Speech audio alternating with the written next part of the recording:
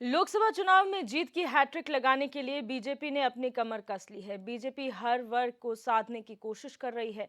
इसी क्रम में बीजेपी ने कुछ सम्मेलन और कार्यक्रम भी तय किए हैं।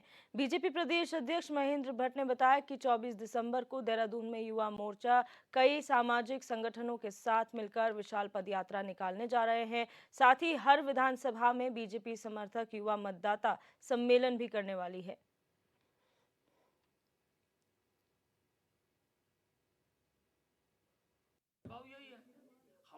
देखिए, अभी 3 महत्वपूर्ण कार्यक्रम रहेंगे। एक तो 24 तारीख को देहरादून के अंदर हमारा युवा मोर्चा अनेकों सामाजिक संगठन दल के कार्यकर्ताओं के साथ मिलकर मोदी है ना, इसके अंतर्गत एक विशाल पद यात्रा हम देहरादून में निकालने वाले हैं। इसके साथ साथ आगामी दिनों के अंदर युवा मोर्चे को भी हमने कुछ कार्यक्रम दिए हैं, जिसमें भाजपा समर्थक युवा मतदाता सम्मेलन हम लोग करने वाले हैं। हर विधानसभा कार्यक्रम होंगे।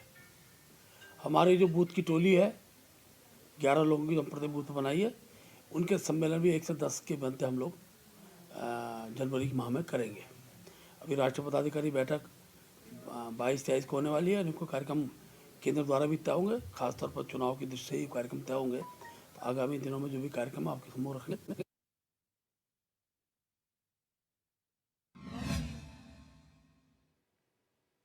और हमारे ब्यूरो चीफ रोहित विक्रम सिंह हमारे साथ लाइव जुड़ चुके हैं इसी खबर पर। रोहित, जानकारी चाहेंगे 2024 के लिए पहले से ही भारतीय जनता पार्टी की जो तैयारी चल रही है उसमें क्या आगे के कार्यक्रम प्रस्तावित किए गए हैं, क्योंकि खास तौर पर युवाओं को इस बार फोकस में रखा गया है।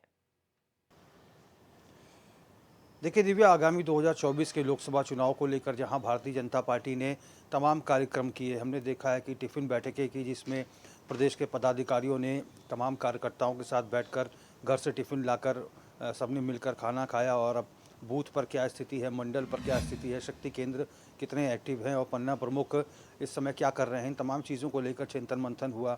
भारतीय जनता पार्टी में महाजनसंपर्क अभियान निकाला गया, जो घर घर जाकर लोगों से भारतीय जनता पार्टी की रीतियों नीतियों के बारे में बताया गया। प्रधानमंत्री नरेंद्र मोदी द्वारा उत्तराखंड को जो केंद्र पोषित योजनाएं दी गई हैं उसकी जानकारी दी गई। राज्य सरकार क्या कुछ कर रही है इसके बारे में जनता को बताया गया। मिस कॉल अभियान चलाया गया, जो बेहद सफल अभियान रहा। बीजेपी का महिला मोर्चा का सेल्फी विद लाभार्थी कार्यक्रम अभी भी गतिमान है, जिसमें जितने भी महिलाएं जो हैं केंद्र सरकार की योजनाओं से लाभान्वित हो रही हैं, उनकी सेल्फी लेकर नमो ऐप पर अपलोड किया जा रहा है। और ये बताया जा रहा है कि उत्तराखंड में भी भारी संख्या में महिलाएं जो है, आम जन जो है, केंद्र सरकार की उपलब्धियों से, उनकी योजनाओं से लाभान्वित हो रहा है। लगातार भारतीय जनता पार्टी के बड़े नेता जो है उत्तराखंड का रुख कर रहे हैं। ये तमाम जो अभियान है ये पूर्व में होते रहे हैं। और श्यामा प्रसाद मुखर्जी बलिदान दिवस हुआ, प्रधानमंत्री मोदी के मन की बात का 100वां एपिसोड हुआ, जिसको एक व्यापक रूप से भारतीय जनता पार्टी ने मनाया। आगामी दिनों में 25 दिसंबर को पूर्व प्रधानमंत्री स्वर्गीय अटल बिहारी वाजपेयी की जयंती है। ये भी एक बड़ा अभियान रहेगा उस दिन, पूरे देश के साथ साथ उत्तराखंड में भी। और इसके साथ साथ आगामी जो कार्यक्रम है, इसके तहत भारतीय जनता युवा मोर्चा की को जिम्मेदारियां दी गई हैं, जिसमें भारतीय जनता पार्टी का यूथ विंग जो है इसमें एक्टिव रहेगा। पूरे शहर में, राजधानी में पग यात्रा निकाली जाएंगी और मोदी है तो मुमकिन है कि थीम पर ही मोदी है ना ये अभियान चलाया जाएगा। यानी कि प्रधानमंत्री नरेंद्र मोदी के प्रति जो देशवासियों में, प्रदेशवासियों में जो विश्वास है, उसी की थीम को लेकर लोग भारतीय जनता पार्टी के युवा मोर्चा के जो तमाम पदाधिकारी हैं, राष्ट्रीय स्तर के, प्रदेश स्तर के, वो जन जन तक पहुंचेंगे, जनता से संवाद करेंगे, सरकार के कामकाज को लेकर फीडबैक लेंगे, केंद्र सरकार के कामकाज को लेकर, राज्य सरकार के कामकाज को लेकर जनता से पूछा जाएगा और जनता की नब्ज टटोलने का प्रयास किया जाएगा। जी। और इसके साथ ही भारतीय जनता पार्टी की जो जितनी भी बूथ टोलियां हैं, प्रत्येक बूथ पर 11 लोग को जिम्मेदारी दी गई है। ये बूथ सम्मेलन भी जो है भारतीय जनता पार्टी के आगामी दिनों में होने वाले हैं। इसके साथ ही प्रदेश के जितने भी पदाधिकारी हैं, इनकी बैठक भी जनवरी माह में सुनिश्चित की गई है। तो ये तमाम महत्वपूर्ण जो बैठकें हैं वो चलाई जाएंगी, ताकि आने वाले 2024 के लोकसभा चुनाव में भारतीय जनता पार्टी ने जो 70% जो है जीत का मार्जिन जो तय किया है वो सुनिश्चित हो सके। तो उसी को लेकर ये पूरा अभियान भारतीय जनता पार्टी का चलाया जा रहा है। जी रोहित, यहाँ पर देखा गया कि मोदी है तो मुमकिन है, मोदी की गारंटी सबसे बड़ी गारंटी, और इस तरीके से अब मोदी है ना, तो कहीं न कहीं मोदी फ़ोकस सारे चुनाव रहे हैं, चाहे वो स्टेट के चुनाव हो या बूथ स्तर के चुनाव हो, पंचायत चुनाव हो, कोई भी चुनाव हो, मोदी को फ़ोकस में रखा गया है। तो क्या माना जाए कि इस बार भी कैंडिडेट फ़ोकस नहीं रहेगा ये लोकसभा चुनाव उत्तराखंड में, और मोदी फ़ोकस ही रहेगा, या यहाँ पर कुछ हिस्सा जो आपके कैंडिडेट्स हैं उनको भी दिया जाएगा?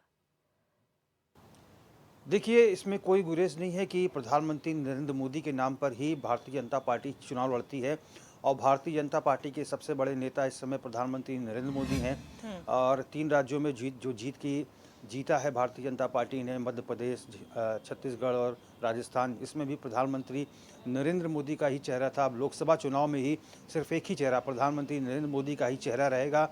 और प्रधानमंत्री नरेंद्र मोदी के द्वारा जितने भी विकास कार्य किए गए, इसको जनता तक पहुंचाने का प्रयास किया जाएगा। हाल फिलहाल में उत्तराखंड में जो सिलक्यारा का टनल हादसा हुआ, जिसमें प्रधानमंत्री नरेंद्र मोदी के नेतृत्व में पूरा ऑपरेशन हुआ और इसको धरातल पर मुख्यमंत्री पुष्कर सिंह धामी ने उतारा और 41 लोगों को सफल रेस्क्यू किया गया।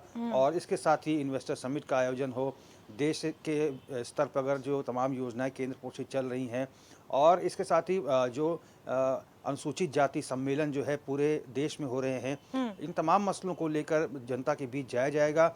अनुसूचित जाति सम्मेलन को लेकर भारतीय जनता पार्टी बेहद उत्साहित है, क्योंकि उसका कहना है कि इससे पहले किसी भी राजनीतिक दल ने अनुसूचित जाति के लोगों को इतना सम्मान नहीं दिया जितना कि प्रधानमंत्री नरेंद्र मोदी ने दिया है। विश्वकर्मा योजना जैसी तमाम महत्वपूर्ण योजनाएं अनुसूचित जाति वर्ग के लोगों के लिए चलाई जा रही हैं। तो ये तमाम चीज़ें हैं जो प्रधानमंत्री नरेंद्र मोदी को तमाम राजनेताओं से अलग बनाती हैं, और यही दृष्टिकोण जो है भारतीय जनता पार्टी का है कि प्रधानमंत्री नरेंद्र मोदी के चेहरे को ही सामने रखा जाए और आगामी लोकसभा चुनाव जो है तिबारा उन्हीं के नेतृत्व में लड़ा जाए।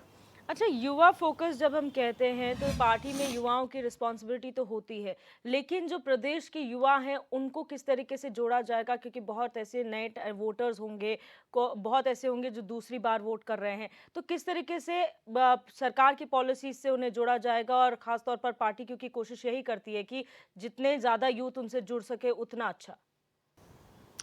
देखिए दिव्या, जनवरी माह में एक और महत्वपूर्ण कार्यक्रम है, जैसा कि आपने कहा कि बीजेपी समर्थक युवा मतदाता दिवस, ये भारतीय जनता पार्टी का व्यापक स्तर पर चलाए जाने वाला कार्यक्रम होगा, जिसकी कमान जो है भारतीय जनता युवा मोर्चा संभालेगा। प्रदेश अध्यक्ष महेंद्र भट्ट के नेतृत्व में पूरा ये कार्यक्रम रहने वाला है। इसके साथ ही भारी संख्या में जो युवा हैं, जो बीजेपी की नीतियों से, बीजेपी के सोच से इत्तेफाक रखते हैं, उनको भारतीय जनता पार्टी की सदस्यता दिलाई जाएगी। और उसके साथ ही बीजेपी समर्थक युवा मतदाता दिवस जो है मनाया जाएगा। और भारी से भारी संख्या में, चूँकि वोटर चेतना अभियान जो है प्रत्येक विधानसभा में चल रहा है भारतीय जनता पार्टी का, और 10,000 नए मतदाता जोड़े जा रहे हैं, और उसी के जो है तर्ज पर ही युवा मतदाता दिवस भी भारतीय जनता पार्टी मनाने जा रही है, जिसमें भारी संख्या में युवा प्रतिभाग करेंगे। जी, बहुत शुक्रिया रोहित हमारे साथ जुड़ने के लिए और तमाम जानकारी साझा करने के लिए।